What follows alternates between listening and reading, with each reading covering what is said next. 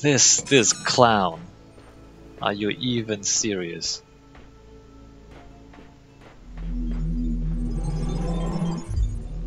It's like, look, when you play along with someone, you're giving them rope to hang themselves. Right? If somebody is obviously full of crap, just play along with them and just let them go along with it. And after a while, they think they fooled you and they do stupid things. And you just give them more rope until they hang themselves. It's a great game to play on idiots. Like, if they say something ridiculous, you say, "Oh yeah, tell me more." You know, you just go, "Oh yeah, tell me more." "Oh yeah, you have the password? Tell me the password." You know, it's not like you believe them.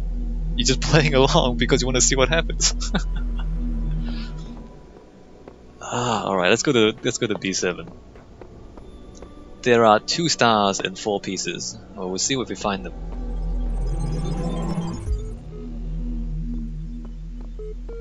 All right, let's go read the computer again. Wait, look, there's a pyramid right there. Can I climb the pyramid?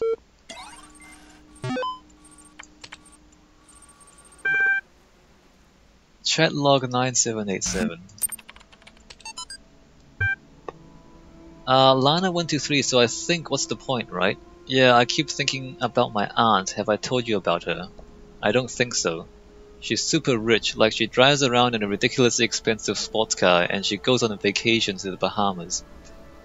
And she has a huge house that feels more like some sort of corporate HQ than a house. She worked really hard to get all that, but she also screwed over a lot of people, including her own family. I used to be quite angry at her for what she did to get to my parents, but now I think, what did she get out of it? She and her husband are always fighting. Their son becomes so obsessed with money that he ruined his own family. I mean, yeah, they have everything that I always dreamed about, but they can't enjoy any of it. My grandfather was like that. And now at the end, what does any of it mean? If you have all the money in the world but you die alone and unloved, what did you accomplish? I don't get it, I just don't. Alright, well, people are mulling over the meaning of life. Norwegian Blue. Hi folks, I'm sorry to say that a few hours ago I experienced the first symptom. I'm going to work until the end of the week to make sure L is in perfect condition. But after that I'll be going back home. I will remain reachable via email and phone for as long as possible, but I'm confident Satoko can deal with anything that comes up. If you want to do me a huge favor, spare me the drama tomorrow, okay? I love you all, but I don't have the strength for sad smiles and hugs. The best remedy for sorrow is to get the job done, and now for something completely different. Cheers, Rob. Link attached. Dead parrot sketch. Okay. Everybody is dying, so hearing the call of the morning birds as they greeted the dawn, the scribe spoke. At the end of your journey, when every trial has been completed, when all the gates have opened before you and your soul has been weighed in the Tower of Anubis, your car and your bar shall be reunited, and thus you shall become an Ark. Ark? How did these Egyptians actually pronounce these things? AKH? Ark? And awakened in the eternal reed fields of Osiris, and there in holy Aru, you shall begin a new life amongst the gods and other blessed spirits. And who will I be? The dying man asked. You shall be the memory of all that was, and the knowledge of the journey and the shape of the days to come. Thus ends the tale of the dying man and the scribe. Praise be Osiris, the foremost of the Westerners, the king of eternity, the lord of everlastingness, whose car is holy. Alright, good. Alright, there you go, there's Osiris. So what are we looking at? There's a lot of these messages, they're all talking to each other. I have found just one voice of reason in the computer archive of all places, and it seems we are becoming close friends. Alright, if you say so. Do not befriend the serpent, for it will penetrate your breast and sow its seeds of doubt. There's no hope, always boxed in, walls everywhere. Even where there seems to be freedom, it is false. Invisible walls, no way out. That's true. Who invited this guy? The other guy. Let's read. Wait a minute. Oh, there's a memory thing there too. Question. Suppose for sake of argument, all of this is without purpose. The universe is a machine switched on and abandoned long ago. How would I explain what I see? What is there to explain? Perhaps you're asking the wrong question. Perhaps you would have no hope of explaining it. Yeah, there you go. If the machine has no purpose and it's just switched on, then what is there to explain? Maybe not my own. Perhaps you have no hope of explaining it. Maybe not my own. Depends if the machine is iterative and what problem it was built to solve. If you're trying to outsmart the guy in the archive, the answer is none of the above.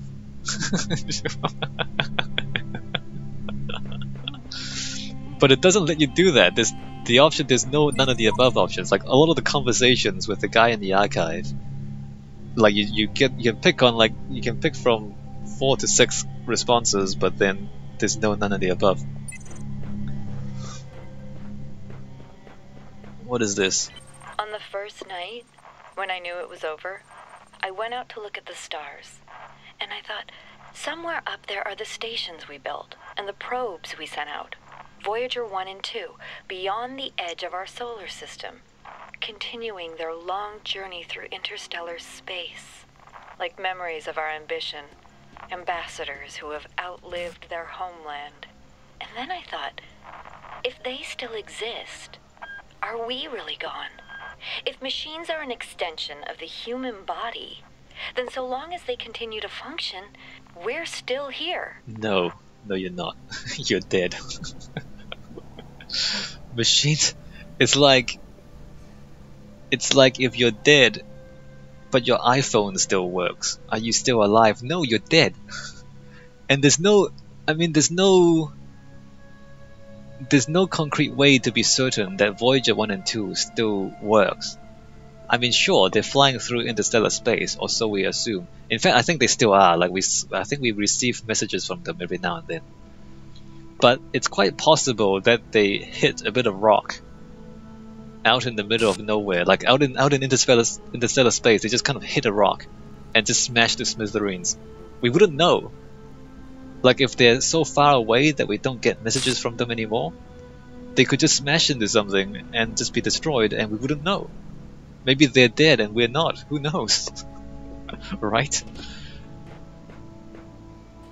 Okay, there's a big desert out there, but we can't actually go very far, right? How far can we go before the guy yells at us? Surprisingly far. And bones? There are bones of demons? Fascinating. What are these bones? Look at this. Cool. There are actual demons.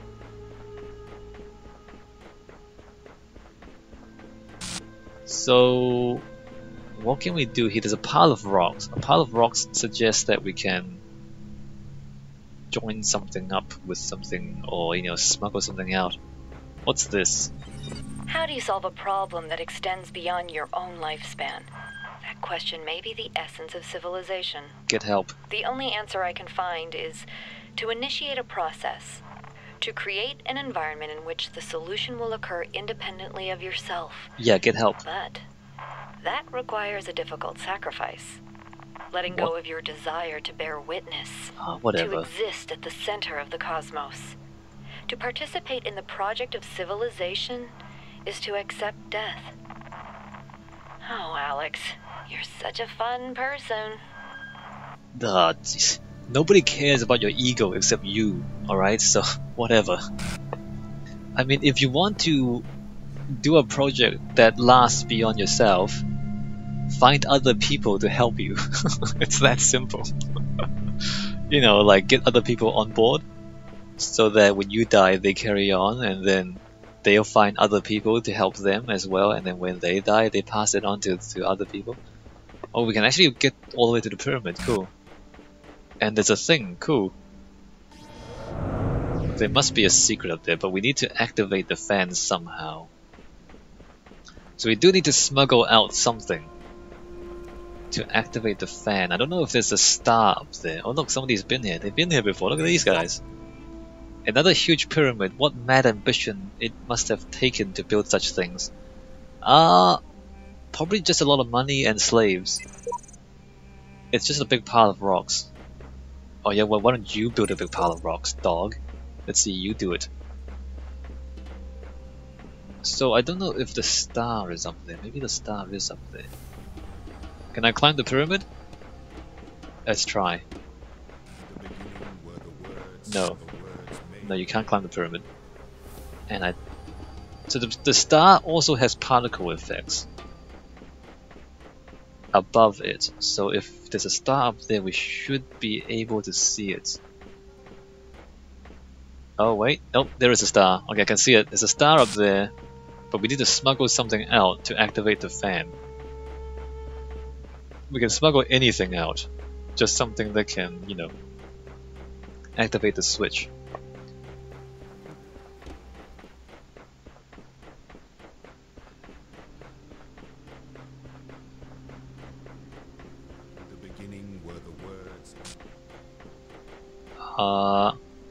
Don't look up.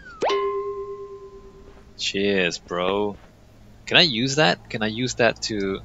No, I can't use that. You can't use the coconut to activate any switches. What's this? Is that a puzzle? It is. Alright, let me just continue my little trek around the outside. And to see if there's anything out here. Was there? No. Alright, can I get out there? Nope.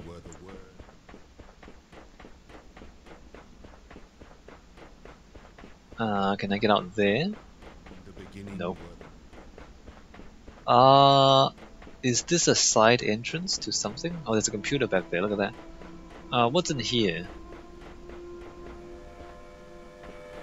This is... Oh, there's a turret there. This is a puzzle. But behind this wall there is a terminal.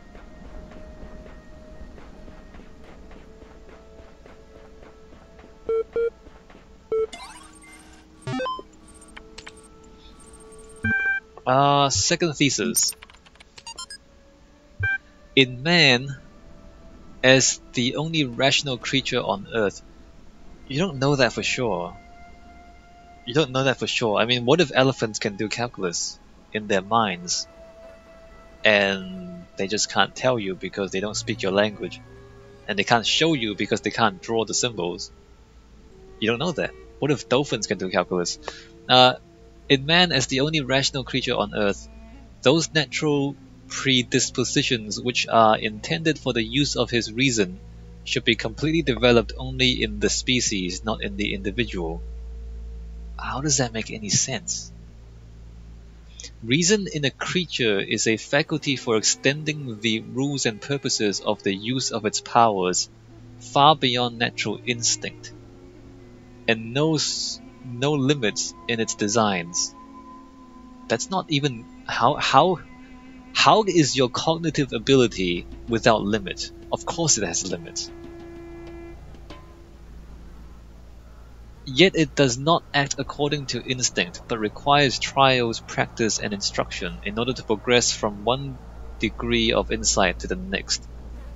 Therefore, each human would have to live excessively long in order to learn how he could make full use of his natural capacities. True. Or, if nature had given him only a short term of life, as she indeed has, so she would require a perhaps unpredictable series of generations, each passing its enlightenment to the next, to finally develop her seeds in our species to the degree that she considers appropriate. What is her? Like, what is nature? Nature doesn't have a will. And that point in time must be, at least as an idea, the goal of man's efforts, for otherwise his natural capacities would have to be regarded as largely meaningless.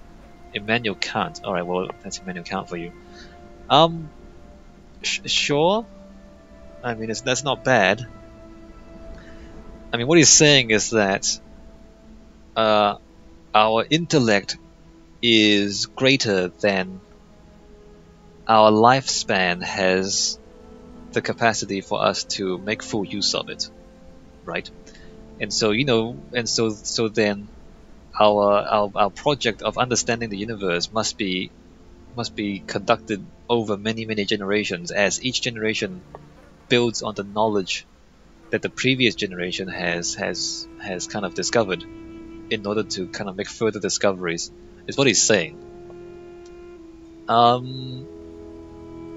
The idea that our faculty for extending the rules and purposes of the use of its powers has no limits in its designs is a bit of an assumption, which is not entirely true, because your mind is actually limited. You don't have. I mean, you can just say, well, there's smart people and there's dumb people, and just by that you can see that each individual has limits, right? There are certain things that a smart person can understand much faster than you, and so your mind actually is limited in capacity. Not that we've actually reached the limits of our capacity yet, right? We're still making discoveries, we're still making new inventions, we're still making new things. But it's not infinite, right? Our ability to understand the universe.